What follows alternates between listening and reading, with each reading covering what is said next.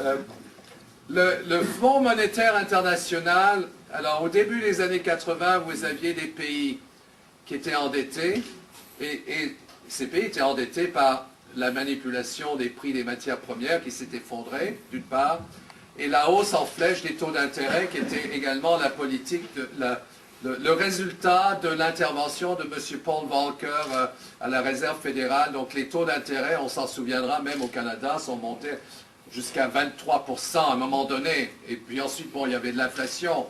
Mais dans les pays en développement, ce qui s'est passé, c'est qu'il y a eu une crise de la dette où les gouvernements étaient endettés et inévitablement, les créanciers ont commencé à mettre d'abord des conditions. Les pays étaient sur la liste noire. On ne voulait pas non plus que les pays fassent faillite. Alors, le Fonds monétaire international, et on voulait surtout que les créances soient remboursées. Ça, c'est très important. Pas la totalité, ok? Parce qu'on crée des dettes, mais on veut que les gens, c'est comme la carte de crédit, on ne vous demande jamais de rembourser plus que 200 $ par mois, ok? Même si vous avez 10 000 $ de dette, c'est toujours un petit montant. Mais bref, ensuite, les dettes augmentent. Alors, c'est un pays, mettons que c'est un pays, prenons un cas abstrait, c'est un pays qui a une dette de 2 milliards de dollars. 2 milliards de dollars signifie environ des paiements au service de la dette principale plus intérêt de l'ordre de 200 millions de dollars annuellement. C'est ce qu'on doit rembourser. Et c'est suite à l'effondrement des recettes d'exportation, le pays ne peut plus rembourser sa dette. Alors le Fonds monétaire intervient et dit nous avons consenti un prêt à l'ajustement structurel qui est de 100 millions de dollars et prenez cet argent, mais nous avons un certain nombre de conditions qui sont rattachées.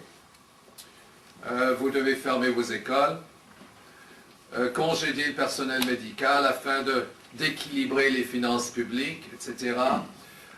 Privatiser vos sociétés d'État, etc. Donc toute une série de conditions qui sont rattachées aux ajustements structurels.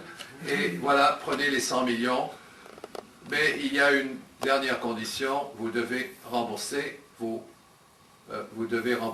dettes qui, pour l'année courante, sont de l'ordre de 200 millions. Alors, qu'est-ce qui se passe? Cet argent consenti auprès des pays retourne aux créanciers. Comprenez bien? C'est de l'argent totalement fictif. On donne de l'argent et ensuite l'argent revient aux créanciers. C'est un mécanisme qui est utilisé depuis des milliers d'années d'ailleurs. Ça fait partie de l'usure, même dans les sociétés agraires. Si vous voulez, le propriétaire foncier va prêter l'argent. Je dis, maître, je n'ai pas l'argent pour payer, etc. Pas de problème, mon fils. Je vais te prêter l'argent, avec l'argent que je te prête, tu me rembourses. Mais c'est exactement la logique qui est derrière cette politique macroéconomique. Elle est basée sur un trucage des flux financiers, mais elle est également caractérisée par une mainmise de la politique économique et sociale par les créanciers de l'État. Dans le cas des pays en développement, c'est les banques privées, c'est les institutions financières internationales, telles le Fonds monétaire, la Banque mondiale, c'est le Club de Paris, donc les pays riches, etc.